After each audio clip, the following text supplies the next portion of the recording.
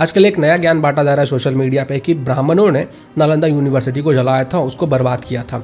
मुझे समझ में नहीं आता है कि ये जो कुपोषित दिमाग वाले लोग हैं आखिर वो आते कहाँ से हैं। ये पहले मेंशन तीनों सोर्सेज में बिल्कुल नहीं लिखा कि तुर्कियों या तुर्ककाज ने नालंदा को जलाया, पर नालंदा जली तो थी। इसका हमारे पास आर्कियोलॉजिकल प्रूफ भी है, पार्शियल बर्निंग का। अपर लेयर्स में ऐश डिपॉजिट्स हैं। नालंदा को तुर्कियों ने नहीं जलाया तो फिर किसने जलाया?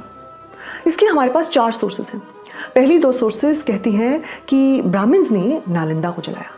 जी हाँ, ब्राह्मण्स ने। बिहार के नालंदा यूनिवर्सिटी को टोटल 3 बार डिस्ट्रॉय किया गया था, जिसमें से 2 बार उसको वापस से रेज किया था, रिकंस्ट्रक्ट किया गया था, लेकिन तीसरी बार में उसको रिकंस्ट्रक्ट नहीं किया जा सका क्योंकि वो बहुत बड़े लेवल पे डिस्ट्रॉय किया गया था बख्तियार खिलजी के द्वारा। मैं उसी नालंदा यूनिवर्सिटी की बात कर रहा हूँ जहाँ पे दुनिया भर से लोग पढ़ने आते थे। ये उस समय की बात है जब पूरे दुनिया के लोगों को ढंग से गिनना भी नहीं आता था। हमारा देश के बिहार नालंदा के अंदर ज्ञान का भंडार था जिसकी कोई सीमा नहीं थी। बख्तियार खिलजी ने सिर्फ इसलिए नालंदा यूनिवर्सिटी को डिस्ट्रॉय कर दिया था, वहाँ के शिक्षकों को मरवा दिया था, क्योंकि वो इस बात से चिढ़ चुका था कि आखिर ये जो काफिर है इतना सारा ज्ञान आखिर आया कहाँ से, और काफिरों के पास हमसे ज्यादा ज्ञान नहीं होना चाहिए, इसलिए बख्तियार खिलजी ने पूरे नालंदा को बर्बाद कर दिया। इस नालंदा यूनिवर्सिटी में इतने सारे पुस्तकें थी, इतना ज्ञान था कि जो पुस्तकें जलाई गई वो 3 महीने तक जलती रही थी। मैं खुद बिहार से हूँ, मेरा ननिहाल नालंदा में पड़ता है और मुझे पता है कि जब नालंदा यूनिवर्सिटी के बारे में बात होती है तो हमें कितनी पीड़ा होती है। इस ज्ञान के भंडार को जब बर्बाद किया गया था तो ये पूरे दुनिया के लोगों के लिए एक लॉस था, क्योंकि जितना ज्ञान नालंदा में था वो कहीं और पे नहीं था। और इससे भी ज्यादा दर्दनाक हमारे लिए क्या है पता है?